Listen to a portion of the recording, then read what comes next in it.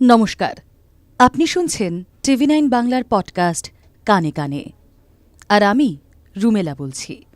এই পডকাস্টের বিষয় friends with benefits কি মনের কথা বলে না আদৌ?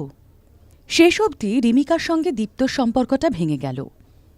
সম্পর্ক ভাঙার পিছনে কী কারণ ছিল হাজার চেষ্টা করেও রিমিকা জানতে পারেনি। আর এই যন্ত্রণায় তাকে তাড়িয়ে বেড়ায়।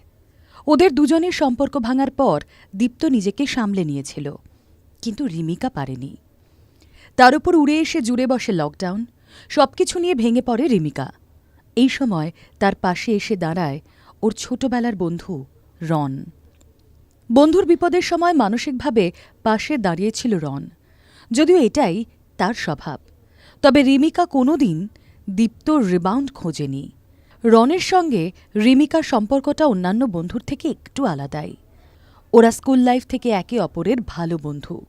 ওদের মধ্যে কোনোদিন কোনো রাগঢাক ছিল না।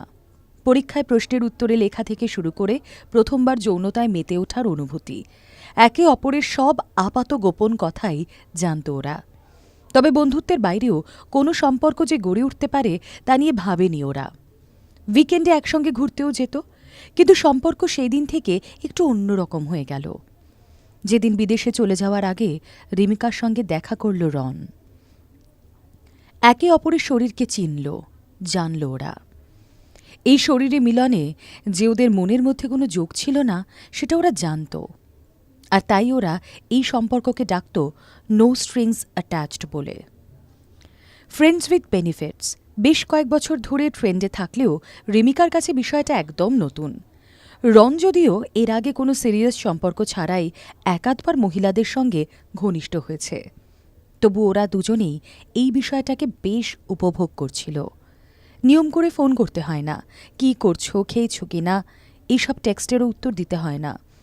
রুটিন মাফিক দেখা করার কোনো ঝামেলা নেই, তবু সারাদিন ধরে কি কি মজার ঘটনা হয়েছে সেগুলো বলার জন্য একজন রয়েছে। বাসে কোন ছেলের ওপর ক্রাশ খেয়েছে রিমিকা, সোশ্যাল মিডিয়ায় কোন ননভেজ মিম মজাদার বলে মনে হয় রনের। একে অপরের কাছে সবকিছু শেয়ার করা যায় মন খুলে। আবার যদি মাঝরাতে এক্সের কথা ভেবে ধুম করে ভেঙে পড়েন, ডিপ্রেশন কমাতেও পাশে রয়েছে ওই রিমিকা বা রনের মতো বন্ধু। বন্ধু হিসেবে কোনো কমতিই তো নেই এই সম্পর্কে। উপরি পাওনা যৌনতা। শরীরের চাহিদাতেই যৌনতা আসে, এতে ভুলের কিছু নেই। বিশেষজ্ঞদের মতে নিয়মিত সঙ্গমে মিলিত হলে মানসিক চাপ কমে, রক্তচাপ নিয়ন্ত্রণে থাকে আর সচল থাকে রক্ত চলাচল। আর ফোরপ্লে যদি একটু মজাদার হয় তাহলে হ্যাপি হরমোন পুরো মুডটাই পাল্টে দেয়। কিন্তু বন্ধুর সঙ্গে সেক্স বিষয়টা খুব জটিল কি? অভিনেত্রী তথা মনোবিদ সন্দীপ্তা সেন ফ্রেন্ডস উইথ বেনিফিটসে থাকা কাপলদের মনস্তাত্ত্বিক দৃষ্টিকোণ তুলে ধরেছেন TV9 বাংলার সঙ্গে। সন্দীপ্তা বলেন, মানুষের ধৈর্য কমে গিয়েছে। মানুষ এখন সহজে অ্যাডজাস্টমেন্টে যেতে চায় না। সম্পর্কে গেলে দায়িত্ব নিয়ে আবার অনেক কিছু করতে হবে, সেই দায়িত্ব অনেকে নিতে চায় না। আর সেক্স হচ্ছে শারীরিক চাহিদা। এই ধরনের সম্পর্কে জড়ালে শারীরিক চাহিদাও পূরণ হয়ে যাচ্ছে, আবার কোনো দায়িত্বও নিতে হচ্ছে না, নিজের মতো থাকা যাচ্ছে। এই সম্পর্কে কোনো পিছুটান নেই, কিন্তু মনের মিলও যে নেই তা নয়। ভালো বন্ধুর প্রতি ভালোবাসা থাকতে বাধ্য। আর কিছু না হোক, একে অপরের প্রতি শ্রদ্ধা থেকে যাবে সারা জীবন। ভবিষ্যতে যদি এই সম্পর্কে নাও থাকে তাহলেও একে অপরের প্রতি কোনো রাগ অভিমান থাকবে না। রাস্তায় হঠাৎ দেখা হলেও বলে উঠবেন, কী রে, কেমন আছিস? আর যদি বছর পরে রিউনিয়ন হয়, বিয়ারের বোতলে চুমুক দিতে দিতে গল্প বলবেন, মনে আছে সেই ক্লাস 10-এ কী করেছিলিস তুই? এ তো গেল ভবিষ্যতের কথা। বর্তমান সময়ে আপনার ভালো থাকাটাই সবচেয়ে বেশি জরুরি। কোনো পরিচিত মানুষের বুকে মুখ গোজা তো খারাপ বিষয় নয়, বরং এই সম্পর্কে জড়ানোর আগে আপনার মানসিক অবস্থা সম্পর্কে আপনাদের দুজনেরই সচেতন হওয়া ভীষণভাবে জরুরি।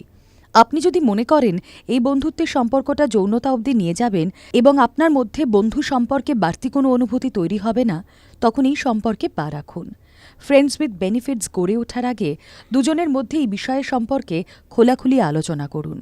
একে অপরের সঙ্গে সততা বজায় রাখুন।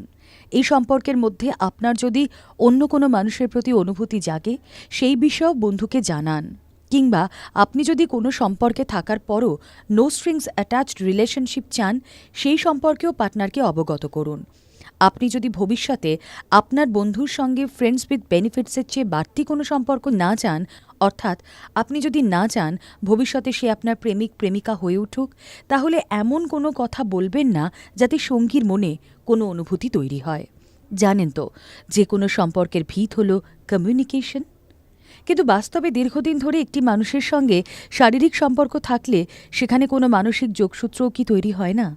এই প্রসঙ্গে সন্দীপ্তা বলেন, হিউম্যান সাইকোলজি অনুযায়ী খুব কম ক্ষেত্রেই দেখা যায় যে শারীরিক মিলনের পর কোনো মানসিক যোগসূত্র তৈরি হচ্ছে না পার্টনারের প্রতি। কোথাও না কোথাও গিয়ে একটা মনের যোগ তৈরি হয়ে যায়। ভালোবাসা না হলেও ভালো লাগা তৈরি হয়ই। অবচেতন মনে হলেও পার্টনারের প্রতি একটা অধিকার বোধ জন্মায়। হয়তো সম্পর্ক এড়াতে এটা কেউ মানতে চায় না, আর তখন সম্পর্কে নানা সমস্যা দেখা দেয়। অভিনেত্রীর কথায় অনেকদিন ধরে একজনের সঙ্গে শারীরিক সম্পর্ক থাকার পর ফিলিংস জন্মে যায়। তাছাড়া যে তার বন্ধু যাকে সে পার্টনার হিসেবে সিলেক্ট করেছে তার প্রতি তো একটা ভালো লাগা রয়েইছে। সে কারণেই তো সে তার সঙ্গে শারীরিক মিলনে ইচ্ছুক হচ্ছে। বিষয়টা র্যান্ডম হলে সেখানে মানুষ হুক আপ করত, কিন্তু ফ্রেন্ডস উইথ বেনিফিটসের ক্ষেত্রে একটি মানুষের সঙ্গেই সম্পর্ক তৈরি হয়। তাই এখানে বুঝতে হবে যে কোথাও গিয়ে এখানে দুটো মানুষের একে অপরের প্রতি অনুভূতি রয়েছে। সুতরাং একটা সম্পর্ক বাস্তবে কখনোই নো স্ট্রিংস অ্যাটাচড হতেই পারে না। আপনাদের কেমন লাগছে TV9 বাংলার পডকাস্ট কানে কানে? কমেন্ট বক্সে প্লিজ লিখুন। সেই সঙ্গে সাজেশনস দিন কী কী বিষয়ের উপর পডকাস্ট শুনতে আপনি আগ্রহী। শুনতে থাকুন কানে কানে।